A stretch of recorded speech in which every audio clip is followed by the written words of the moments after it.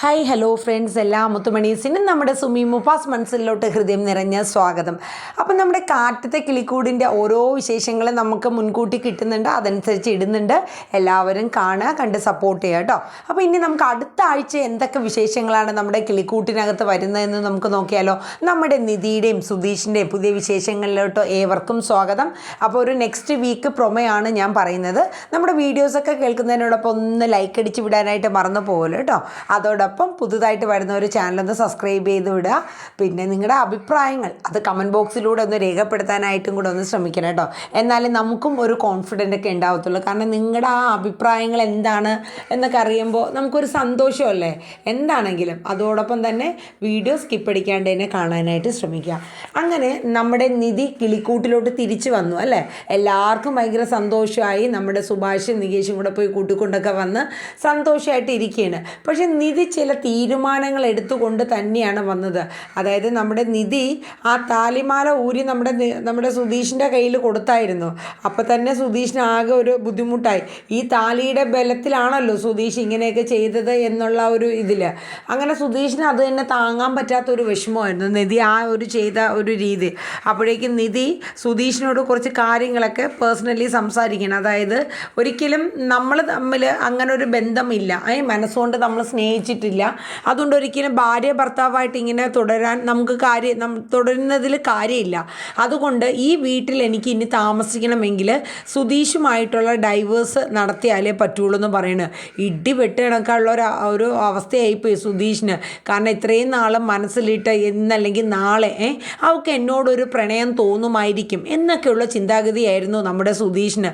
പക്ഷേ ഇതെല്ലാം ഒരു മണ്ണിടിച്ചിൽ വന്ന കണക്കുള്ള ഒരു അവസ്ഥയായിപ്പോയി. സുധീഷിൻ്റെ മനസ്സ് തകർന്നു പോവാണ്. അപ്പോൾ നിധി പറയുന്നുണ്ട്, ഞാൻ അടുത്ത ദിവസം ഓഫീസിൽ പോയിട്ട് വൈകിട്ട് സുധീഷിനെ വിളിക്കും, വക്കീൽ ഓഫീസിലോട്ട് വരണം എന്നൊക്കെയുള്ള കാര്യങ്ങൾ പറയണം. സുധീഷിന് വല്ലാത്തൊരു ബുദ്ധിമുട്ടും വെപ്രാളമൊക്കെ ആയിപ്പോവേണ്. എന്നേക്കുമായിട്ട് തനിക്ക് നിധിയെ നഷ്ടപ്പെട്ടു പോകുമോ? ഒരിക്കലും അത് പാടില്ല. അതെന്തൊക്കെ കഷ്ടപ്പെട്ടിട്ടാണെങ്കിലും നിധിയെ നഷ്ടപ്പെടാൻ എനിക്ക് എൻ്റെ ജീവിതത്തിൽ എനിക്ക് അങ്ങനെ അതിനെക്കുറിച്ച് ഓർക്കാൻ കൂടി എനിക്ക് പറ്റില്ല എന്നൊക്കെ ഇങ്ങനെ സുധീഷ് ആലോചിച്ചിരിക്കുകയാണ് കേട്ടോ. പക്ഷേ നിധി എന്തായാലും രണ്ടും കൽപ്പിച്ച് തന്നെ തീരുമാനിച്ചൊക്കെയാണ്. കാരണം എന്തായാലും ഇനി സുധീഷുമായിട്ടൊരു ജീവിതം പറ്റില്ല. കാരണം സുധീഷിന് ഒരു ലൈഫൊക്കെ വേണമല്ലോ, ഒരു വിവാഹമൊക്കെ കഴിച്ച് പ്രത്യേക ഒരു കുടുംബമായിട്ടൊക്കെ ജീവിക്കാനുള്ള വ്യക്തിയാണ് എന്നൊക്കെയാണ് നമ്മുടെ നിധി കാൽക്കുലേറ്റ് ചെയ്യണം. സത്യം പറഞ്ഞാൽ ഒരു വശത്തൊന്ന് ചിന്തിച്ച് നോക്കിയേ, നമ്മുടെ നിധി ഈ നാട്ടിൽ വന്ന് സുധീഷിൻ്റെ നാട്ടിലാണ് നിൽക്കുന്നത്. അവിടെ വന്നിട്ട് ഞാൻ സുധീഷിൻ്റെ ഭാര്യയാണ്, നമ്മുടെ സുഭാഷിന് കല്യാണം ആലോചിച്ച് പോകുമ്പോഴും ഒക്കെ ഞാൻ സുധീഷിൻ്റെ ഭാര്യയാണ് എന്ന രീതി തന്നെയാണ് നിധി എല്ലാവരുടെ അടുത്തും പറഞ്ഞത്. എന്നിട്ടൊക്കെ ഇനി മാറി കഴിഞ്ഞിരുന്നാലും നമ്മുടെ സുധീഷിന് ഇനി ഒരു കല്യാണാലോചന വന്നു എന്ന് വയ്ക്കുക. ഒരു സെക്കൻഡ് മാരേജ് എന്ന രീതിയിലല്ലേ വരുള്ളൂ. ആദ്യ ഭാര്യ ആയിട്ട് പിണങ്ങി ഡൈവോഴ്സായി അങ്ങനെ ഇത് രണ്ടാം കെട്ട് എന്ന രീതിയിൽ നമ്മുടെ സുധീഷിന് ഇനി ഒരു ലേബൽ ഉണ്ടാവുള്ളൂ. അത് ഇനിയിപ്പം നിധി എന്തൊക്കെ പറഞ്ഞിരുന്നാലും. പക്ഷേ ഈ കാണിക്കുന്നതിനോട് എനിക്ക് അത്ര ഒരു യോജിപ്പുള്ള ഒരു കാര്യമല്ല. പക്ഷെ എന്തായാലും നമുക്ക് നോക്കാം എങ്ങനെയായി തീരുമെന്ന്. പക്ഷെ നിധി രണ്ടും കൽപ്പിച്ചുള്ള ഒരു തീരുമാനമാണ് കേട്ടോ. അങ്ങനെ ഇതേ സമയം നമ്മുടെ നമ്മുടെ നികേഷും അതുപോലെ സുഭാഷും ഹരീഷൊക്കെ ഇങ്ങനെ നോക്കിയപ്പോൾ നമ്മുടെ സുധീഷ് ആകെ വിഷമിച്ചിരിക്കുകയാണ്. എന്ത് പറ്റി, നിധിയേട്ടത്തിൽ വന്നില്ല എന്നുള്ളതായിരുന്നു സുധീഷിൻ്റെ സങ്കടം. അപ്പോൾ വന്നു കഴിഞ്ഞിട്ട് പിന്നെ എന്താണ് ഇത്ര മൂഡ് ഓഫ്? അങ്ങനെ സുധീഷിനോട് കാര്യങ്ങളൊക്കെ തിരക്കിയപ്പോൾ സുധീഷ് കാര്യങ്ങളൊക്കെ പറയുകയാണ്. അതായത് കഴിഞ്ഞ ദിവസം നിധി എന്നോട് ഇങ്ങനെ പറഞ്ഞു, ഡൈവേഴ്സ് വേണമെന്നും. അപ്പോൾ ഇനി അടുത്ത ദിവസം ഞാൻ ഓഫീസിൽ പോയിട്ട് വൈകിട്ട് വരുമ്പോൾ സുധീഷ് വക്കീൽ ഓഫീസിൽ വരണം, നമുക്ക് ഡൈവേഴ്സിൻ്റെ പേപ്പേഴ്സൊക്കെ കൊടുക്കണം എന്നുള്ളതൊക്കെ പറയണം കേട്ടോ. അത് കേട്ടപ്പോൾ നികേഷിനും അതുപോലെ സുഭാഷിനും ഹരീഷിനൊക്കെ ഭയങ്കര സങ്കടമാവുകയാണ്. നമ്മുടെ നികേഷ് പറഞ്ഞു, എന്തൊക്കെ കഷ്ടപ്പെട്ടിട്ടാണെങ്കിലും വേണ്ടില്ല, ഒരിക്കലും സുധീഷ് ചേട്ടൻ ഡൈവേഴ്സ് കൊടുക്കല്ല, എങ്കിൽ പിന്നെ നമുക്ക് നിധിയേട്ടത്തിനെ എന്നേക്കുമായിട്ട് നഷ്ടപ്പെടും സുധീഷ് ചേട്ടാന്ന് നമ്മുടെ നികേഷ് പറയുകയാണ്. സുധീഷ് ശരിക്കും തളർന്നുപോയി. സത്യം പറഞ്ഞാൽ ഈ വാ തുറന്ന് ബെട അടിക്കലും എന്തെങ്കിലുമൊക്കെ ന്യൂട്രൽ കള്ളത്തരങ്ങൾ പറയുമെങ്കിലും ശരിക്കും അതിൽ ഒരു പാവമാണ് നമ്മുടെ സുധീഷ്. കാരണം നിധിയെ മാത്രം മനസ്സിലിട്ടാക്കി കൊണ്ട് നടക്കുന്ന ഒരാളാണ്. അപ്പോൾ പെട്ടെന്ന് നിധി എന്നേക്കുമായിട്ട് ആ ഒരു വിവാഹം വേർപെട്ട് പോവാന്ന് പറയുമ്പോൾ സുധീഷിനെ സംബന്ധിച്ച് അത് ഒട്ടും തന്നെ താങ്ങാൻ പറ്റാത്തൊരു കാര്യം തന്നെയായിരുന്നു. അപ്പോൾ എല്ലാവരും കൂടെ സുധീഷിനെ സമാധാനിപ്പിച്ചു. ഹരീഷും പറഞ്ഞു, സുധീഷേട്ട സമാധാനപ്പെട്, നമുക്കൊന്ന് നിധിയേട്ടത്തിയായിട്ട് സംസാരിക്കാം. കാരണം സുഭാഷും നികേഷൊക്കെ പറയുമ്പോൾ നിധിയേട്ടത്തി ചിലപ്പോൾ കേട്ടാലോ. അങ്ങനെ എല്ലാവരും കൂടെ ആലോചിച്ച് നിധിയായിട്ട് സംസാരിക്കാനായിട്ട് ഇരിക്കുന്നുണ്ട്. അങ്ങനെ നമ്മുടെ ഹരീഷ് രാവിലെ തന്നെ പിന്നെ വർക്ക്ഷോപ്പിൽ പോവാണ്. അവിടെ പോയെങ്കിലും ഹരീഷിന് ജോലിയിലും വലിയ രീതിക്ക് കോൺസെൻട്രേറ്റ് ചെയ്യാനൊന്നും പറ്റുന്നില്ല. കാരണം എന്ന് വെച്ചാൽ നിധിയേട്ടത്തിയുടെ കാര്യങ്ങളും വീട്ടിലെ ഓരോ പ്രോബ്ലംസൊക്കെ ഓർത്ത് ഇങ്ങനെ ഓരോ ചിന്തയിലൊക്കെ ഇരിക്കുകയായിരുന്നു.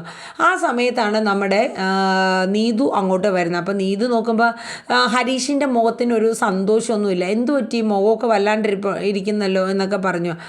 ഒന്നുമില്ല എന്നൊക്കെ ആദ്യം ഹരീഷ് പറഞ്ഞുവെങ്കിലും പിന്നീട് നീതു കുത്തി ചോദിച്ചപ്പോൾ ഹരീഷ് കാര്യം പറഞ്ഞു. സുധീഷ് ഏട്ടൻ്റെയും നിധിയേട്ടത്തിയുടെയും ജീവിതത്തിൽ ഒരു ഇതില്ല, അവർ തമ്മിൽ അത്ര യോജിപ്പില്ല, അവർ ഡൈവേഴ്സിനൊക്കെ പോകാനായിട്ട് ശ്രമിക്കുന്നുണ്ട്. അപ്പം നീതു പറഞ്ഞു അവർ തമ്മിൽ സ്നേഹിച്ച് കല്യാണം കഴിച്ചല്ലേ, ചെറിയ എന്തെങ്കിലും ഇഷ്യൂസിൻ്റെ പേരിൽ അപ്പം തന്നെ ഡൈവേഴ്സൊക്കെ ചെയ്യാമെന്ന് വെച്ചാൽ ഇതെന്താ എന്നൊക്കെ പറഞ്ഞ് നീതു പറയണം. അപ്പോൾ ഹരീഷ് പറഞ്ഞു അതിനെക്കുറിച്ചൊന്നും എനിക്കറിയില്ല, എന്തായാലും അതൊരു വല്ലാത്ത വിഷമമുള്ളൊരു കാര്യമാണ്. നിധിയേട്ടത്തി നമ്മുടെ വീട്ടിൽ നിന്ന് പോവാന്നൊക്കെ പറയുമ്പോൾ, കാരണം എന്ന് വെച്ചാൽ നിധിയേട്ടത്തി ആദ്യമായിട്ട് ഞങ്ങളുടെ കുടുംബത്ത് വന്നൊരു വ്യക്തിയാണ്. നമ്മുടെ പെണ്ണ് വാഴില്ല എന്നൊക്കെ പറഞ്ഞ് നിധിയേട്ടത്തിനെ അവിടെ പെണ്ണ് വാഴില്ല എന്ന് പറഞ്ഞ സ്ഥലത്ത് നിധിയേട്ടത്തി വരികയും നിധിയേട്ടത്തി നമ്മുടെ കുടുംബത്തിന് മൊത്തത്തിൽ എല്ലാം കൊണ്ടും ഒരു നല്ല രീതിയിലുള്ളൊരു സമാധാനവും ഒക്കെ തന്ന ആളാണ്. നിധിയേട്ടത്തി പോവാന്ന് വെച്ചാൽ അതൊരിക്കലും ഞങ്ങൾക്ക് ആർക്കും ഉൾക്കൊള്ളാൻ പറ്റാത്തൊരു കാര്യമാണ് എന്നൊക്കെ ഇങ്ങനെ ഹരീഷ് പറയുന്നുണ്ട് കേട്ടോ. ഈ സമയം നീതു സമാധാനിച്ചു. പക്ഷെ ഒരിക്കലും ഹരീഷ് ഇവരുടെ വിവാഹം ഇങ്ങനെയൊക്കെ നടന്നതാണ് എന്നൊന്നും ഹരീഷ് നമ്മുടെ നീതുവിനോട് പറയാൻ നിന്നില്ല കേട്ടോ. അപ്പോൾ ഇവർ രണ്ടുപേരും ഇങ്ങനെ സംസാരിച്ചുകൊണ്ട് നിൽക്കുന്ന അതേ സമയത്താണ് നമ്മുടെ നീതുവിൻ്റെ സഹോദരൻ അതുവഴി ബൈക്കിൽ പാസ് ചെയ്ത് പോയത് കേട്ടോ. ഇത് കണ്ടിട്ട് നീതുവിൻ്റെ സഹോദരൻ അത് ഒട്ടും തന്നെ സഹിക്കാൻ പറ്റിയില്ല. ആകെ ബുദ്ധിമുട്ടായില്ലേ. നേരെ വീട്ടിലോട്ട് ചെല്ലുകയാണ് നീതുവിൻ്റെ സഹോദരൻ. അവിടെ ചെന്നിട്ട് അച്ഛൻ്റെ അടുത്തോ അമ്മയുടെ അടുത്തോ ഒക്കെ കിടന്ന് ബഹളവും ഒച്ചപ്പാടും ഒക്കെയാണ്. ഈ സമയത്ത് നീതു തിരിച്ച് വീട്ടിലോട്ട് വരുമായിരുന്നു. അപ്പോഴേക്കും നീതുവിൻ്റെ അടുത്തും കിടന്ന് ഒച്ചയെടുക്കണം. അപ്പോഴേക്കും നീതുവിൻ്റെ അമ്മയും അച്ഛനും എല്ലാവരും കൂടെ ചേർന്ന് നീതുവിനെ ക്വസ്റ്റ്യൻ ചെയ്യണം. നീ എന്തിനാടി അവിടെ പോയത്, അവനുമായിട്ട് നിനക്ക് എന്ത് ബന്ധമാടി എന്നൊക്കെ പറഞ്ഞിട്ട് കുറേ കാര്യങ്ങൾ ഇങ്ങനെ ചോദിക്കുന്നുണ്ട്. അപ്പം നീതു ഉള്ള കാര്യങ്ങളൊക്കെ പറയണേ. എനിക്ക് ഹരീഷ് ഏട്ടൻ ഒരുപാട് ഇഷ്ടമാണ്, ഇത്രയും നാൾ ഞാൻ പുറകെ നടന്നു. ഈ അടുത്ത സമയത്താണ് ഞാൻ ഹരീഷ് ഏട്ടനോട് എൻ്റെ മനസ്സിലെ സ്നേഹം ഞാൻ തുറന്നു പറഞ്ഞത്. ആദ്യമൊന്നും പുള്ളി അത് ഉൾക്കൊള്ളാൻ തയ്യാറായിട്ടുണ്ടായിരുന്നില്ല. പിന്നീട് ഒടുവിൽ ഞാൻ പറഞ്ഞ് സമ്മതിപ്പിച്ച് എന്നോടുള്ള ഇഷ്ടം തുറന്ന് പറയുകയൊക്കെ ചെയ്യുകയാണ്. അതിനിടയിൽ നിങ്ങളാരും ഇടങ്കോലിടാൻ വരണ്ട. അധികം ഇടങ്കോലിടാൻ വന്നു കഴിഞ്ഞാൽ എനിക്കറിയാം എൻ്റെ ജീവിതത്തിൽ എന്ത് ചെയ്യണമെന്ന്.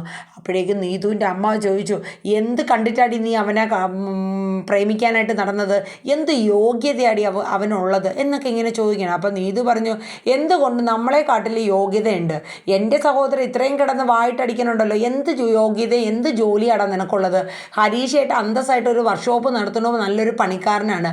അവരെ വീടിന് എന്താ കുഴപ്പം. അപ്പോൾ നീതുവിൻ്റെ അച്ഛൻ പറഞ്ഞു ആ വീട്ടിൽ മനുഷ്യരായിട്ടുള്ളവർ ആരെങ്കിലും കയറുകൂടി, എന്തായാലും ഈ വീട്ടിനെക്കാട്ടിൽ എനിക്കിഷ്ടം ആ വീടാണെന്ന് നീതു ഇങ്ങനെ പറഞ്ഞു കേട്ടോ. അങ്ങനെ ഒടുവിൽ അവരോടൊക്കെ തർക്കുത്തരം പറഞ്ഞ് ഇങ്ങനെ നിൽക്കുകയാണ് നീതു. പക്ഷേ എന്തായാലും നീതുവിൻ്റെ അച്ഛൻ ഒരു കാര്യം തറപ്പിച്ച് പറഞ്ഞു, നീ ഇനി എന്തൊക്കെ അഭ്യാസം കാണിച്ചിരുന്നാലും നീതു ഒരിക്കലും നിന്നെ അവനെ കൊണ്ട് കല്യാണം കഴിപ്പിക്കും എന്നുള്ള ഒരു വ്യാമോഹം നിൻ്റെ ഉള്ളിലുണ്ടെങ്കിൽ നീ അത് ഇപ്പോഴേ അങ്ങ് തുടച്ച് മാറ്റിയിരുന്ന് നീതുവിൻ്റെ അച്ഛൻ പറഞ്ഞു കേട്ടോ. നീതു പറഞ്ഞു നിങ്ങൾ തീരുമാനിക്കുള്ള തീരുമാനിച്ചു, ഞാനും പലതും തീരുമാനിച്ചിട്ടുണ്ടെന്ന് തിരിച്ച് വെല്ലുവിളി പോലെ നീതുവും പറഞ്ഞു കേട്ടോ.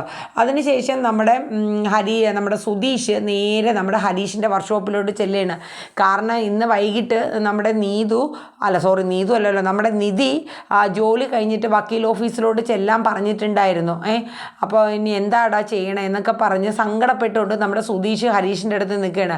അപ്പോൾ ഹരീഷ് നമ്മുടെ സുധീഷിൻ്റെ അടുത്ത് പറഞ്ഞു സുധീഷ് ഏട്ടൻ സമാധാനപ്പെട്, എന്തായാലും ഒന്ന് അവിടം വരെ പോയി നിൽക്കുക, സുധീഷ് ഏട്ടൻ്റെ മനസ്സിലെ കാര്യങ്ങൾ വക്കീൽ ചോദിക്കുമ്പോൾ ഉള്ളതുപോലെ അങ്ങ് പറയുക എന്നൊക്കെ ഉള്ള രീതിയിൽ ഒരു ആത്മധൈര്യമൊക്കെ നമ്മുടെ ഹരീഷ് കൊടുക്കുകയാണ്.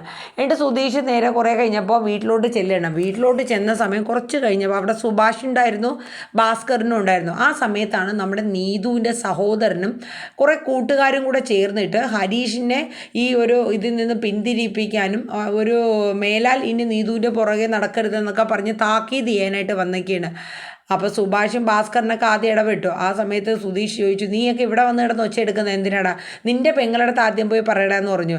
എൻ്റെ പെങ്ങളടുത്ത് പറയേണ്ട കാര്യങ്ങളൊക്കെ ഞാൻ പറഞ്ഞിട്ടുണ്ടെന്ന് നീതുവിൻ്റെ സഹോദരൻ പറയാണ്. ഇനി മേലല്ല എൻ്റെ സഹോദരിയുടെ പുറകെ നടക്കണതായിട്ട് അറിയില്ല. അവസാനം പറഞ്ഞ് അങ്ങോട്ടും ഇങ്ങോട്ടും കയ്യാങ്കളിയൊക്കെ ആവേണ്. അവസാനം സുധീഷ് എടുത്തിട്ട് എല്ലാത്തിനും പെരുമാറുകയാണ്.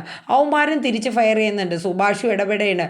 ഭാസ്കരൻ പറഞ്ഞു മേലാൽ എൻ്റെ വീട്ടിൽ കയറി വന്ന് ഇതുപോലുള്ള അതിക്രമം കാണിച്ചാൽ നിന്നെയൊക്കെ ഞാൻ ഞാൻ കത്തിക്ക് കയറ്റൂടാന്നൊക്കെ പറഞ്ഞ് ഭാസ്കരനും കിടന്ന് ഒച്ചയെടുക്കണം. ഒടുവിൽ സുധീഷ് ഇടിച്ച് പരത്തി എല്ലാത്തിനും ഓടിക്കുകയാണ്. പക്ഷെ അപ്പോഴും നീതുവിൻ്റെ സഹോദരൻ വെല്ലുവിളിച്ചിട്ടാണ് പോകുന്നത്. ഇത് അവസാനത്തെ താക്കീതാണ്. ഇനി മേലിൽ എൻ്റെ സഹോദരിയുടെ പുറകെ എങ്ങാനും ഇവൻ നടക്കണതായിട്ട്, ഹരീഷ് നടക്കണതായിട്ട് അറിഞ്ഞാൽ ഞാൻ ഇനിയും വരുമെന്നും പറഞ്ഞുകൊണ്ട് ആക്കുകയാണ്. അപ്പോഴേക്കും സുധീഷ് ഓടിച്ച് വിടുകയാണ് കേട്ടോ. അതേസമയം നമ്മുടെ പ്രശ്നങ്ങളൊക്കെ ഒരുവിധം ഒന്നും ആയല്ലോ. സുഭാഷ് പറഞ്ഞു, സുധീഷ് ഇനിയിപ്പോൾ ഹരീഷ് വരുമ്പോൾ നീ ഇതൊന്നും പറയാനായിട്ട് നിൽക്കണ്ട, കാരണം വേറൊന്നുമില്ല, അവൻ അപ്പം തന്നെ പോയി ചോദിച്ച് വേറെ പ്രശ്നങ്ങളുണ്ടാക്കും, ഒന്നാമത് സമാധാനം ഇല്ല വീട്ടിൽ എന്നൊക്കെ പറഞ്ഞ് സുഭാഷ് സുധീഷിനോട് പറഞ്ഞു വെച്ചേക്കായിരുന്നു. ആ സമയത്താണ് നമ്മുടെ സുധീഷിൻ്റെ ഫോണിൽ നമ്മുടെ നിധി വിളിക്കുന്നത്. എനിക്ക് പേര് അങ്ങോട്ടും ഇങ്ങോട്ടും കൺഫ്യൂഷൻ ആവണിട്ട്, രണ്ടും നിധി, അതുകൊണ്ടാട്ടോ. നമ്മുടെ നിധി ഓഫീസിൽ നിന്ന് ഇറങ്ങിയിട്ട് വിളിക്കുകയാണ് നമ്മുടെ സുധീഷിനെ.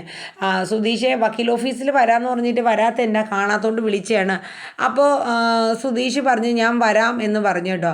അങ്ങനെ സങ്കടത്തോടു കൂടി തന്നെ സുധീഷ് വക്കീൽ ഓഫീസിലോട്ട് ചെല്ലുകയാണ്. അങ്ങനെ രണ്ടുപേരും കൂടെ ചേർന്നിട്ട് ഒരു വക്കീലിനെയൊക്കെ കാണുകയാണ്, ഒരു ലേഡിയാണ്.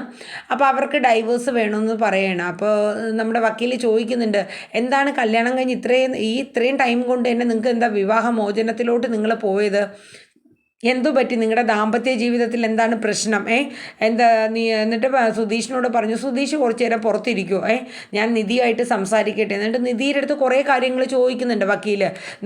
എന്തെങ്കിലും ദേഹോപദ്രവം ഉണ്ടോ, വീട്ടുകാരിൽ നിന്ന് എന്തെങ്കിലും പ്രശ്നമുണ്ടോ? അപ്പം നിധി പറഞ്ഞു, ഇല്ലില്ല, ഒരിക്കലും അങ്ങനെയൊന്നുമില്ല, നമുക്ക് മനസ്സുകൊണ്ട് പൊരുത്തപ്പെട്ട് പോകാൻ പറ്റുന്നില്ല, വേറെയും കുറച്ച് ഇഷ്യൂസൊക്കെ ഉണ്ട് മാഡം, അതുകൊണ്ട് ഞങ്ങൾക്ക് ഡൈവേഴ്സ് എന്തായാലും രണ്ടുപേർക്കും വേണം എന്ന് നിധി പറഞ്ഞു കേട്ടോ.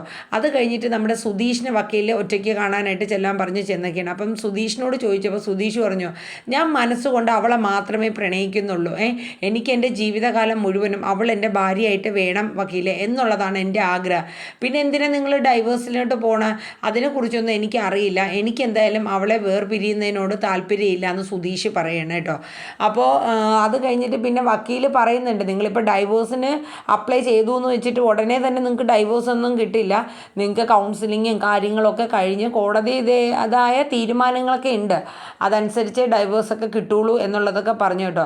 പക്ഷെ ഒരിക്കലും വക്കീലിനോട് നമ്മുടെ സുധീഷ് ഇങ്ങനെ കല്യാണം കഴിഞ്ഞ് വന്നതാണ് എന്നതൊന്നും പറഞ്ഞിട്ടില്ല. കാരണം വേറൊന്നും കൊണ്ടല്ല, കാരണം അതൊന്നും പറയരുതെന്ന് നിധി സുധീഷിനോട് പറഞ്ഞിട്ടുണ്ടായിരുന്നു.